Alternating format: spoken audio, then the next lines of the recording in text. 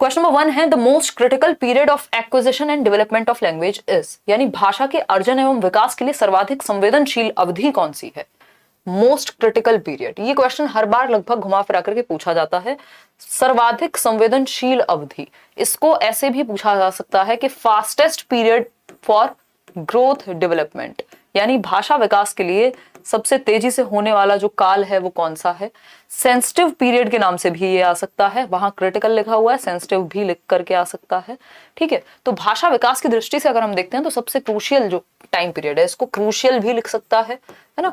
तो सबसे क्रूशियल, सबसे सेंसिटिव, सबसे क्रिटिकल, सबसे फास्टेस्ट जो पीरियड है वो है अर्ली चाइल्डहुड, 2 से 6 वर्ष का समय। ठीक है, इसको हम प्रारंभिक बाल्यावस्था कहते हैं। ठीक, तो मिडिल चाइल्डहुड, एडोलेसेंस, इनमें से कोई आंसर हो नहीं सकता, है ना।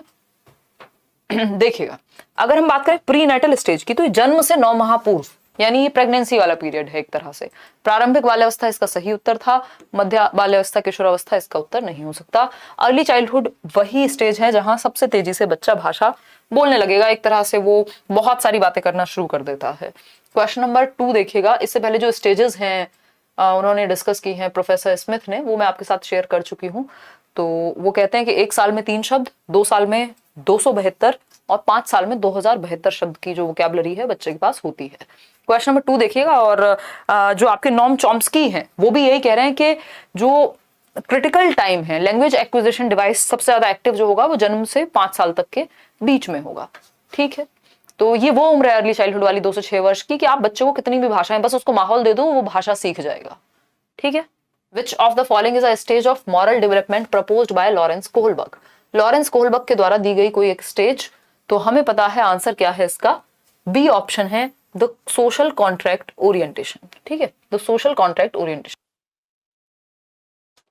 लेटेंसी स्टेज की अगर हम बात करें तो ये फ्रॉइड ने दी है, ये स्कूल वाली एज है जिसको इंडस्ट्री वर्सेस इंफीरियोरिटी किसने कहा है, एरिक्सन ने कहा है। प्याजे की अगर हम बात करें तो वो कॉन्क्रीट ऑपरेशनल कहते हैं इसको, और वैसे हम लेटर चाइल्डहुड कहते हैं। तो ये लेटेंसी स्टेज की कई सारे नाम हैं। स्कूल एज इसलिए कहते हैं इसको क्योंकि बच्चा पहली क्लास में इसी में जाएगा, 6 से 12 का समय है जब सुषुप्त होती है उसकी जो लिबिडो है, जो सेक्सुअल अर्ज है एक तरह से। कॉन्क्रीट ऑपरेशनल प्याजे ने कहा है। ठीक, अलग अलग लोगों ने अलग अलग नाम दिए हैं। इंडस्ट्री वर्सेस इंफीरियोरिटी एरिक्सन ने कहा है, एरिक एरिक्सन। ठीक है, तो B option was the right answer. आगे बढ़ेंगे क्वेश्चन नंबर 3 पर। क्वेश्चन नंबर 3 देखिएगा, during classroom discussions a teacher often pays more attention to boys than girls, है ना। यानी क्लासरूम डिस्कशंस के दौरान जब क्लास में चर्चाएं हो रही हैं, संवाद हो रहा है, परिचर्चा हो रही है, बच्चे आपस में बात कर रहे हैं किसी टॉपिक पे या कोई क्वेश्चन पूछ रहा हो, तो टीचर जो है वो ज्यादा ध्यान लड़कों पे देती हैं बजाय कि लड़कियों के। तो लड़कों पे ज्यादा ध्यान है लड़कियों से, तो ये सीधा सीधा बायसनेस का उदाहरण है, या फिर हम इसको स्टीरियोटाइप कह सकते हैं कि समाज में धारणा बन गई है इस तरह की। तो ये जेंडर बायसनेस है। बायसनेस में स्टीरियोटाइप जनरली होता ही है, या हम कह सकते हैं कि स्टीरियोटाइप में बायसनेस होती है। बायसनेस का मतलब है पक्षपात करना, किसी भी एक पक्ष में झुके रहना। अगर यहाँ पे ये लिखा रहता कि अगर गर्ल्स की तरफ ज्यादा झुके हुए हैं, गर्ल्स से ज्यादा बातें होती है, तब भी वो गड़बड़ था, है ना। तो जेंडर बायस मतलब किसी एक पक्ष में, हमें जबकि बैलेंस्ड अप्रोच रखनी है, जिसको जैसी नीड हो, इक्विटी का ध्यान रखना है, समता का ध्यान रखना है। तो ये जेंडर बायस है। अगर जेंडर स्टीरियोटाइपिंग भी होता तब भी उत्तर सही होता, है ना। ये कोई जेंडर आइडेंटिटी नहीं है, रेलेवेंस, कॉन्स्टेंसी कुछ भी नहीं है इनमें से। क्वेश्चन नंबर 4 देखिएगा।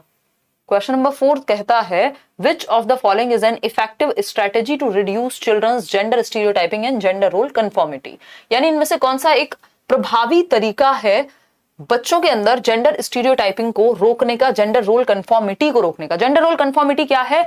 अच्छा, क्योंकि समाज में ऐसा होता है कि लड़कियां लंबे बाल रखती हैं, तो जिस लड़की का मन नहीं भी है वो भी जबरदस्ती लंबे बाल रखे। ये क्या है? ये कन्फॉर्मिटी है। जो आपको एक एग्जांपल दिया था ना उस दिन कि आप एक टीचर फ्रेटर्निटी ज्वाइन करते हैं और जैसे सब ड्रेस करते हैं वैसे ही आपने चूज कर लिया ड्रेस करना। हालांकि ऐसा कोई कंपल्शन नहीं है कि सब साड़ी पहन के आ रहे हैं तो आपको भी वही पहन के जानी है, अगर ड्रेस कोड नहीं है तो ठीक। लेकिन उस केस में भी आप इसलिए पहन के जा रहे हैं क्योंकि आपको अपने ग्रुप के बाकी लोगों की तरह दिखना है। तो ये कन्फॉर्मिटी कहलाती है कि आप किसी चीज में बिलीव करें ना करें, लेकिन कहीं ग्रुप से बाहर ना निकाल दिया जाए आपको, इस डर से आप वैसा ही करते हैं जैसा बाकी लोग कर रहे हैं। तो ये कन्फॉर्मिटी को दूर करने के लिए, क्योंकि आप अपने आप में इंडिविजुअल आइडेंटिटी हैं, अगर आप सिर्फ दूसरों की जी हुजूरी के लिए काम करेंगे तो चल गया काम, ठीक। तो ये जो कन्फॉर्मिटी है या जेंडर स्टीरियोटाइपिंग है, इसको कम करने का क्या तरीका है? डिस्कशन करें जेंडर बायस यानी लिंग पक्षपात के बारे में चर्चा होनी चाहिए कि भैया क्या लड़के और लड़कियां बराबर हैं। अब जो कोई अगर ये सोचता होगा कि नहीं बराबर नहीं है, फिर उससे बात करो कि क्यों, है ना। फिर वो कहेगा जी देखो लड़के तो ज्यादा वजन उठा लेते हैं। तो बहुत सारी ऐसी फिर चर्चाएं होंगी कि अगर ऐसे देखा जाए इस दृष्टि से कि लड़के कुछ चीजों में बेहतर हैं तो लड़कियां किसी और चीज में बेटर होंगी। या फिर अगर हम कहें तो इंडिविजुअल डिफरेंसेस तो ये कहते हैं कि कोई भी दो लोग तो एक जैसे होते ही नहीं है, विभिन्नता तो सब में है। सारे लड़के भी एक जैसे नहीं होते, है ना, सारे लड़के भी 100 किलो वजन नहीं उठा लेते। तो ये क्या हुआ, ये हेल्दी डिस्कशन होगा क्लासरूम में, है ना। डिस्कशन से क्या होगा, पक्षपात को हम दूर कर सकते हैं क्योंकि आप लॉजिक देंगे, आप रीजन देंगे, आप जस्ट मान नहीं लेंगे कि समाज में ऐसा होता है ना। खैर, बी ऑप्शन है एम्फेसाइजिंग जेंडर स्पेसिफिक रोल्स। ऐसा नहीं करना कि जेंडर रोल्स को बढ़ावा दे रहे हैं आप।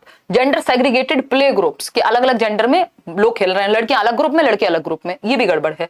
जेंडर सेग्रीगेटेड सीटिंग अरेंजमेंट कि लड़कियां अलग सीट पर बैठती हैं क्लासेस में और लड़कों की सीट्स अलग होती हैं, ऐसा होता है बहुत बार, बट ये बहुत अच्छा एग्जाम्पल नहीं है। हालांकि अभी हमारा समाज उतना विकसित या कह सकते हैं प्रोग्रेसिव नहीं है कि इस चीज को बहुत नॉर्मल ले पाए, है ना। तो A option is the right answer. Even अभी तो हम इतने नॉर्मल भी नहीं हुए हैं, हम मतलब टीनेजर्स भी और इवन अडल्ट्स भी, जो आज की जनरेशन है वो भी, कि नॉर्मल दो लड़के और एक लड़की और एक लड़का खड़े हुए हैं तो दोस्त भी एक नजर में मान ले, जनरली लोगों का परसेप्शन कुछ और ही हो जाता है। तो ये भी गड़बड़ है, स्टीरियोटाइपिंग है हमारे दिमाग में। ठीक, क्वेश्चन नंबर 5 देखिए, which of the following theorist while viewing children as active seekers of knowledge emphasised the influence of social and cultural contents on their thinking.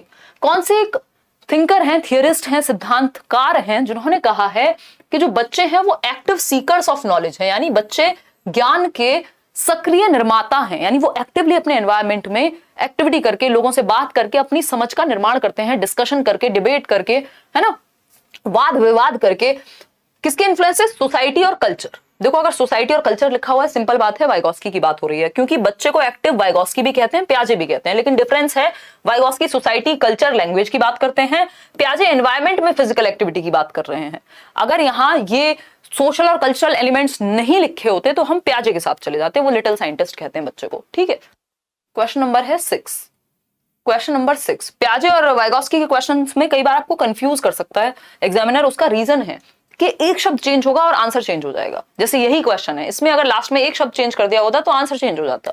ठीक है ना। अगर हम देखें, while working on a jigsaw puzzle, एक jigsaw puzzle पे काम करते समय एक 5 साल की नजमा है, 5 साल की बच्ची है जिसका नाम है नजमा, सेज टू हरसेल्फ, खुद से ही बोलती है, where is the blue piece. यानी वो एक पजल है, जैसे वो अलग अलग कलर के क्यूब्स नहीं आते, तो वो पजल में चीजें फिट कर रही है, अलग अलग कलर के पीसेस को फिट कर रही है। और जब वो खुद से ही बोल रही है कि उसको ब्लू पीस नहीं मिल रहा, कि वो नीले वाला पीस कहाँ गया, वो खुद से बात कर रही है, किसी और से नहीं, खुद से, यानी खुद को ही डायरेक्ट करने की, गाइड करने की कोशिश कर रही है। No not this one, darker one, वो खुद से ही बोल रही है, कोई और उसको दिखा रही है, ये वाला नहीं, दूसरे वाला ढूंढना है। ठीक, would go here and make the shoe, जो एक शू वो बना रही थी उससे बन जाएगा। This kind of talk is referred to by Vygotsky as. देखो अगर यहाँ वाइगोस्की की जगह प्याजे लिखा होता तो आंसर हो जाता डी ऑप्शन, लेकिन अभी आंसर क्या होगा, प्राइवेट स्पीच, क्योंकि वाइगोस्की ने प्राइवेट स्पीच के बारे में बात की है, जो 3 से 6 वर्ष में व्यक्तिगत वाक, बच्चे का खुद से ही बात करना, इससे क्या होगा, सेल्फ डायरेक्शन देता है बच्चा। ये क्या है, सेल्फ डायरेक्शन, क्योंकि आप खुद से ही बोल बोल करके खुद को ही दिशा दे रहे हैं। सेल्फ डायरेक्शन देगा बच्चा, सेल्फ रेगुलेट करेगा, ये क्वेश्चंस आए हुए हैं, सेल्फ रेगुलेट करेगा, स्व निर्देशित करेगा अपने ही एक्टिविटीज को। ठीक, ये प्याजे के बारे में तब होता जब ये ईगोसेंट्रिक स्पीच बन जाती है। अगर प्याजे लिखा होता वाइगोस्की की जगह तो आंसर चेंज हो जाता। खैर, इतने समझदार अब आप लोग हो चुके हैं इतने सेट्स करने के बाद। क्वेश्चन नंबर 7 देखिएगा एक बार, giving cues to children and offering support as and when needed is an example of. यानी आप क्यूज दे रहे हैं, आप हिंट्स दे रहे हैं, हिंट्स दे रहे हैं जहां जरूरत पड़ रही है, एग्जांपल्स दे रहे हैं, उदाहरण दे रहे हैं, बच्चे को क्लियरली समझ में आ सके ताकि वो अटके ना। जैसे कई बार हम क्लास में डिस्कशन कर रहे होते हैं तो कई लोग कहते हैं इसका एग्जांपल दे दो एक, क्योंकि एग्जांपल से चीज तुरंत समझ में आ जाती है, तो इसको या हिंट दे दो थोड़ी सी। ये स्कैफोल्डिंग कहा जाता है, किसकी भाषा में, वाइगोस्की की भाषा में, है ना। स्कैफोल्डिंग यानी टेम्परेरी हेल्प। अब ऐसा नहीं कि आपको हमेशा उस एग्जाम्पल की ही जरूरत पड़ेगी, लेकिन आपको अब समझ में आ गया वो कॉन्सेप्ट, तो उसके जैसे आप 4 एग्जाम्पल खुद भी दे सकते हो। तो अस्थायी मदद, पाड़, ढांचा, सीढ़ी, इसको आप, जैसे आप साइकिल चलाना सीखते हैं तो कोई व्यक्ति पीछे से पकड़ता था पुराने जमाने में जब लोग साइकिल चलाना सीखते थे, आजकल तो 4-4 टायर हैं उसमें पहले से, तो वो पीछे से पकड़ने वाला व्यक्ति तब तक पीछे से पकड़ेगा जब तक आप खुद से साइकिल नहीं चलाना सीखेंगे, वो धीरे से पीछे से छोड़ देगा जैसे आप खुद चलाने लगेंगे। तो ये टेम्परेरी हेल्प है, स्कैफोल्डिंग कहेंगे इसको। ठीक है ना, आपको हेल्प या हिंट देना, कंडीशनिंग मॉडलिंग जैसा यहाँ कुछ नहीं है। अगर हम बात करते हैं क्वेश्चन नंबर 8 की, तो ये कहता है which of the following behaviours characterise the concrete operational stage, यानी मूर्त संक्रियात्मक अवस्था 7 से 11 वर्ष। प्याजे की स्टेज है, प्याजे ने 4 स्टेजेस दी हैं, ये बात हमें पता है, SPCF सेंसरी मोटर यानी इंद्रिय गामक, प्री ऑपरेशनल पूर्व संक्रियात्मक, कॉन्क्रीट ऑपरेशनल मूर्त संक्रियात्मक और फॉर्मल ऑपरेशनल औपचारिक संक्रियात्मक। जन्म से 2 सेंसरी मोटर जिसमें ऑब्जेक्ट परमानेंस आती है, डेफर्ड इमिटेशन आता है, गोल डायरेक्टेड बिहेवियर आता है। प्री ऑपरेशनल है, बच्चा ईगोसेंट्रिक होगा, है ना, बच्चा क्या है, सेल्फ सेंटर्ड है, इरिवर्सिबिलिटी का गुण होगा। कॉन्क्रीट ऑपरेशन में क्लासिफिकेशन कंजर्वेशन, फॉर्मल ऑपरेशनल में हाइपोथेटिको डिडक्टिव रीजनिंग। ये मैंने आपको सारी इंपॉर्टेंट बातें बता दी चारों स्टेज की। बी ऑप्शन कह रहे हैं 53% लोग, जो कि सही उत्तर दे रहे हैं। अगर हम देखें हाइपोथेटिको डिडक्टिव रीजनिंग और प्रपोजिशनल जो थॉट है, ये आता है फॉर्मल ऑपरेशनल में 11 साल के बाद, और ये कह रहे हैं कि कॉन्क्रीट ऑपरेशनल के बारे में बताना है, जो कि 7 से 11 है। कंजर्वेशन, यस, संरक्षण जो है वो 7 से 11 में आता है। क्लास इंक्लूजन, जिसको हम क्लासिफिकेशन कह सकते हैं, वर्गीकरण कह सकते हैं, वो भी आपका 7 से 11 में आता है। तो संरक्षण और कक्षा समावेशन, कक्षा समावेशन क्या है कि हमें पता है कि ट्राइंगल के जो पीसेस हैं वो एक साइड रखे जाएंगे, जो सर्कल है उसको एक साइड रखेंगे, जिसका एक कलर है उसको एक साइड रखेंगे, यानी क्लासिफाई करना आ गया, आपको वर्गीकृत करना आ गया। कंजर्वेशन क्या है, जो क्वांटिटी है वो सेम रहती है, चाहे आप शेप चेंज कर दो किसी चीज की, चाहे साइज चेंज कर दो, ये कंजर्वेशन है। ठीक, डेफर्ड इमिटेशन ये और ऑब्जेक्ट परमानेंस, ये तो सेंसरी मोटर में ही आ जाएगा, जन्म से 2 में। मेक बिलीव प्ले और इरिवर्सिबिलिटी ऑफ थॉट जो है ये 2 से 7 वर्ष में आ जाएगा, सेकंड स्टेज में। तो ये सब भी आपको पता होने चाहिए, चारों ऑप्शंस पता होने चाहिए। अगली बार हो सकता है आपसे ये पूछ ले, तो आप कंफ्यूज नहीं होंगे एटलीस्ट। आगे बढ़ेंगे, क्वेश्चन नंबर 9 देखिएगा एक बार। क्वेश्चन नंबर 9 कहता है which of the following is a Piagetian construct in the context of cognitive development of children, यानी बच्चों के संज्ञानात्मक विकास के संदर्भ में निम्नलिखित में से कौन सी प्याजे की संरचना है। यानी प्याजे ने किस कंस्ट्रक्ट के बारे में बात की है इन 4 ऑप्शंस में से। तो 4 ऑप्शंस है, स्कीमा की बात हो रही है, ऑब्जर्वेशनल लर्निंग की बात हो रही है, जो किसने की है, बेंड्यूरा ने की है। ऑब्जर्वेशनल लर्निंग की बात बेंड्यूरा करते हैं, है ना, 91% लोग सही आंसर दे रहे हैं इसमें। फिर कंडीशनिंग की बात बिहेवियरिस्ट यानी व्यवहारवादी लोग करते हैं, चाहे वो JB वॉटसन हो, चाहे वो फिर आपके आइवन पावलव हो, उसके अलावा थॉर्नडाइक हो, स्किनर हो, हल हो, बिहेवियरिस्ट लोग करते हैं। ठीक, रीइंफोर्समेंट की भी बात बिहेवियरिस्ट ही कर रहे हैं, जिसको हम गुड वेरी गुड वाली बात करते हैं। तो यहाँ पे प्याजे आंसर होगा स्कीमास। स्कीमा क्या है, previous knowledge, pockets of information, आपके ब्रेन में जो छोटी छोटी पॉकेट्स बनी हुई हैं इंफॉर्मेशन की, जो रूम्स बने हुए हैं इंफॉर्मेशन के, जो आपका ऑर्गेनाइज्ड स्ट्रक्चर ऑफ नॉलेज है, यानी कि ज्ञान को संगठित करने के लिए जो आपके दिमाग में अलग अलग कैटेगरीज बनी हुई हैं, अलग अलग रूम्स बने हुए हैं, उसी को स्कीमा कहते हैं। ठीक, आगे बढ़ेंगे। क्वेश्चन नंबर 10 देखिएगा, primary objective of assessment should be, यानी आकलन का मुख्य उद्देश्य क्या होना चाहिए। आकलन हम क्यों करते हैं, इसका उद्देश्य क्या है। आकलन मतलब हम बच्चे को टेस्ट कर रहे हैं, जांच रहे हैं, कोई क्वेश्चन पूछ ले रहे हैं, कोई ओरल टेस्टिंग हो सकती है, हम एनेक्डोटल रिकॉर्ड के थ्रू कर सकते हैं। आकलन मतलब हम देख रहे हैं कि बच्चे ने कितना सीखा है, कैसे सीखेगा, कैसे सीखता है ना। कई बार इसमें फॉर्मेटिव असेसमेंट की बात होती है, कई बार सबमेटिव असेसमेंट की बात होती है। फॉर्मेटिव जो है वो आपके इंप्रूवमेंट के लिए, फीडबैक के लिए लिया जाएगा, और सबमेटिव जो है वो जजमेंट या अचीवमेंट लेवल कितना है उसके लिए लिया जाएगा। बी ऑप्शन आप लोग 89% लोग कह रहे हैं, जो कि सही भी है। प्राइमरी ऑब्जेक्टिव यानी मुख्य उद्देश्य वो है कि बच्चे की clarity, understanding children's clarity and confusion about related concepts, जो कॉन्सेप्ट्स आपने पढ़ाए वो किस हद तक क्लियर हो पाए। अगर बच्चा कहीं गलती करे, ये जो पोल में आप आंसर कर रहे हैं ये असेसमेंट है अपने आप में, ये क्या है, एक आकलन है कि मुझे पता लग जाए कि बी ऑप्शन अगर 50% से भी कम लोग आंसर दे पा रहे हैं तो उनको दिक्कत है इस क्वेश्चन में, तो मुझे ये समझना है कि उनको क्लैरिटी नहीं है इस क्वेश्चन में, इसलिए असेसमेंट है। यहाँ पे थोड़े ना आपके मार्क्स कहीं सीटेट में जुड़ रहे हैं या कुछ आपके लिए एक अलग से रिकॉर्ड बनाया जाएगा कि देखो आज 20 क्वेश्चन सही कर दिया आपने पोल में, लेकिन आपके फीडबैक के लिए है। एक तो आप खुश हो जाएंगे अगर अच्छे नंबर आएंगे, अगर नहीं हो रहे हैं तो आपको वो कंफ्यूजन क्लियर करना होगा, आपको किस पॉइंट पे कंफ्यूजन है। मेरे लिए भी ये फीडबैक का काम करेगा कि मुझे समझ में आए, मैं अंडरस्टैंड कर पाऊं कि समस्या कहां है, क्लैरिटी की कमी किन कॉन्सेप्ट्स में आप ज्यादा फंसते हैं। जिन कॉन्सेप्ट्स में सीधे आंसर 91% सही आ जाते हैं, मतलब वो कॉन्सेप्ट आपका क्लियर है। ठीक, तो संबंधित अवधारणाओं के बारे में बच्चों की स्पष्टता तथा भ्रांतियों को दूर करना, अगर कहीं पे कंफ्यूजन है किसी कॉन्सेप्ट को लेकर के तो वो क्लियर किया जाए और इन कॉन्सेप्ट्स को और अच्छे से समझाया जा सके क्लैरिटी के साथ।